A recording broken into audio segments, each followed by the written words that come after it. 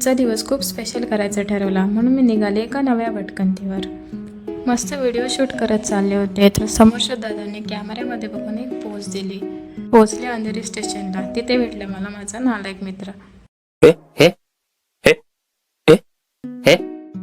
मग अंधेरी स्टेशनवरून एक फास्ट ट्रेन पकडून मी पोचले दादरला. दादरवरून एक दुसरी फास्ट ट्रेन पकडून मी पोचले फायनली भायखळाला. मग फायनली मी पोचले माझ्या डेस्टिनेशनला. मी पोचल्यावर पहिली तिकीट काढली आणि झाली मग माझी भटकंती सुरू.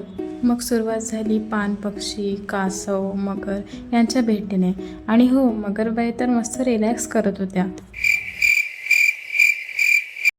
त्यानंतर मी गेले पेंग्विन बघायला. त्यातला एक पेंग्विन एक मस्त पाण्यात फेरी मारत होता. तिथून बाहेर पडल्यावर मला दिसलं चिंच आणि बोराचं दुकान. मग काय मोह चावरेना घेतले आणि खायला सुरुवात केली.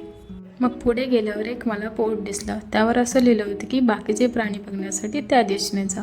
मग काय मी पण निघाले त्याच दिशेला. मग मला दिसला वाघ, तरस, अस्वल, बिबट्या आणि असे बरेच प्रकारचे प्राणी बघायला मिळाले.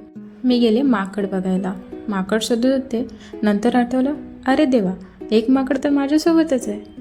त्यानंतर मी गेले तिथे असलेल्या जपानी उद्यानात. तिथे मला चुटकी आणि पांडा भेटला. खरंच यार, लहानपणीच्या आठवणी पुन्हा जाग्या झाल्या. दिवसभर खूप काही पाहिलं, खूप मजा मस्ती केली. पण शेवटी मला राजमाता जिजाऊ आणि आपल्या महाराजांचं दर्शन झालं आणि माझ्या पूर्ण दिवसाचं समाधान झालं. चला तर मंडळी, आजची भटकंती इथे संपूया आणि भेटूया पुन्हा नवीन भटकंतीसोबत. तोपर्यंत बाय बाय.